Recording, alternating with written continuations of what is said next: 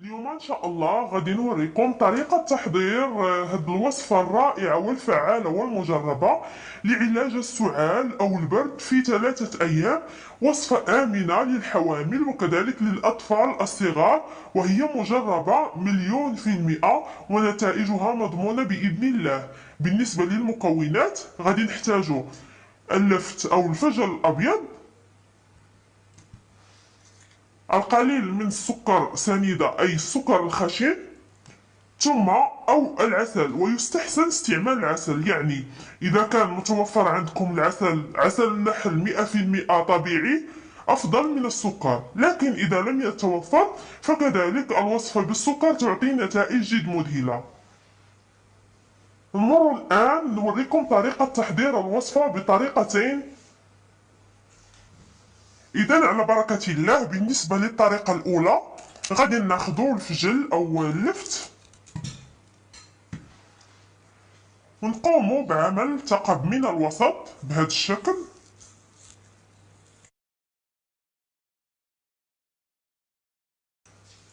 إذا على بركة الله كما كتشوفوا هنايا فرغنا الوسط. الآن نقومو بوضع السكر أو العسل، يعني الاختيار كيبقى لكم.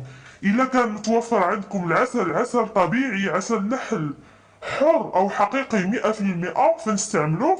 وإذا ما كانش عسل حقيقي وعسل حر فنكتفي فقط بالسكر الخشن أو السكر سنيدة. نعمر الوسط. كما ممكن أيضا نستعملو السكر، يعني سكر عادي، سكر على شكل حجر، بنفس الطريقة، يعني نعمرو هاد الحفرة. إذا كما كنشوفو هنايا عمرنا اللفت. هنايا كنوضعو الغطاء ونوضعوه جانبا ونخليوه تقريبا لمدة ساعتين على الأقل، ويستحسن ليلة كاملة. إذا نمرو نوريكم الطريقة الثانية. بالنسبة للطريقة الثانية هي كناخدو كذلك هاد اللفت أو الفجل وكنقيوه.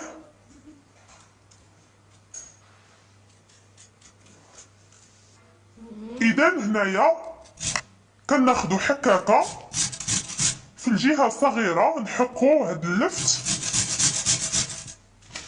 إذا هنايا من بعد ما حكينا اللفت كناخدو هنايا سواء نوضعو عليه السكر، يعني هنايا وريتكم طريقة تانية السكر، أو نوضعو العسل. بالنسبة لهاد العسل هو عسل برتقال. أنا هنايا غنستعمل هاد العسل، هو عسل ديال الربيع، يعني عسل الربيع، وهو أحسن وأفضل من عسل البرتقال العادي. ويستحسن لو كان عندكم عسل كاليبتوس، يعني يعتبر أفضل بالنسبة للعلاج. إذا بنفس الطريقة كنحركو العسل مع اللفت أو الفجل.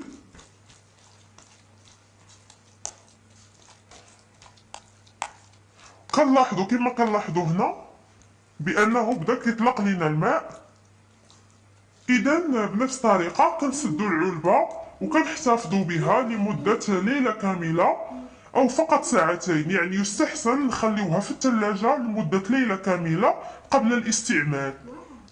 إذا متابعينا الكرام، ها هو شكل الوصفة بعد ما مرت ليلة كاملة. إذا ها هو العصارة اللي كنشربو بعد كل وجبة لمدة 3 أيام 3 مرات باليوم. النتيجة ديالها رائعة وفعالة ومضمونة 100% بإذن الله. وبالنسبة لهاد اللفتة كما كنلاحظو فكنلاحظو هنايا خروج الماء، وهذا الماء هو اللي كنشربو كذلك بعد كل وجبة. بالنسبة للوصفة فهي فعالة ومجربة 100% ونتائجها مضمونة بإذن الله. نتمنى انها تعجبكم. الى عجبتكم ما تنساوش لايك للفيديو وتشتركوا في القناة باش توصلوا بكل جديد. الى وصفة اخرى ان شاء الله، والسلام عليكم ورحمة الله وبركاته.